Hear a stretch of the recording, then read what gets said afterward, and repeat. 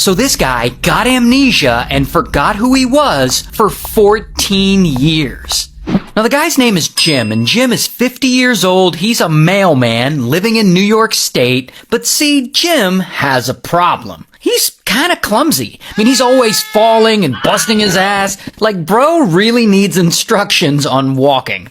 And one day in 1971, it all starts to catch up to him. Because he's at home and it's a normal day and he goes to take the garbage out and he slips down the icy steps and boom, he hits his head on the pavement. A few days later, he's driving to work, and achoo, he suddenly starts sneezing like crazy, and he somehow loses control of his car, and bam, he crashes into a telephone pole, and he hits his head again. The next day, he goes to work, and he's trying to be chill at this point, like, okay, I just need to not trip on anything. But then, I guess because he had hit his head in the days before, he suddenly gets all dizzy and whoa, he falls down a flight of stairs and bam, he hits his head yet again. And luckily, for the next 10 days, Jim manages not to get into any accidents, which at this point is like quite an achievement. But then, he's out driving, and he loses control of his car again, and kaboom! He crashes his car again,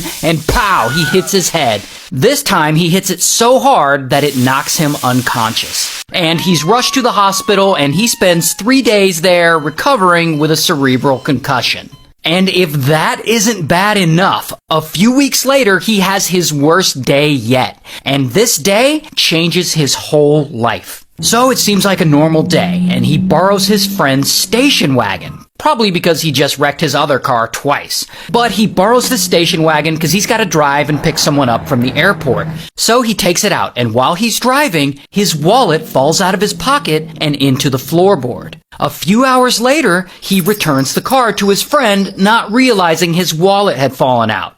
And his friend offers him a ride home, and Jim's like, nah, bro, I'll walk, because it's only like 15 minutes away. Then, on his walk home, he starts getting this terrible headache. And this one's really bad, like worse than he's ever had. It's so bad, he's not sure if he can make it home or not. Now, let's pause this story for a second. We'll get back to Jim. But first, we gotta talk about this woman, Anne.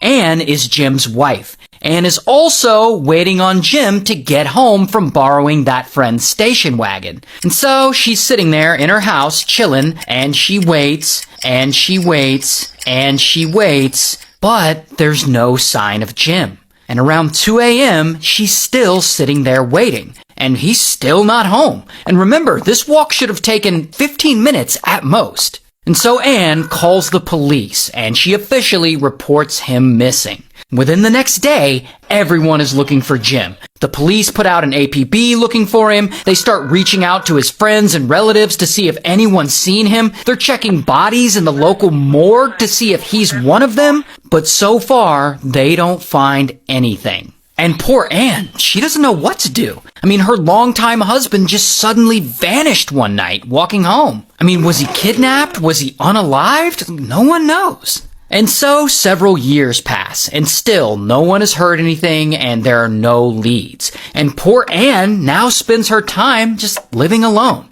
hoping her husband will come home one day. And she takes odd jobs around town to try and pay the bills, and she works nights and weekends just to keep busy so that she doesn't have to think about Jim. And she doesn't move to a new place or anything. She keeps their phone number listed under his name, just in case anyone finds him and decides to call.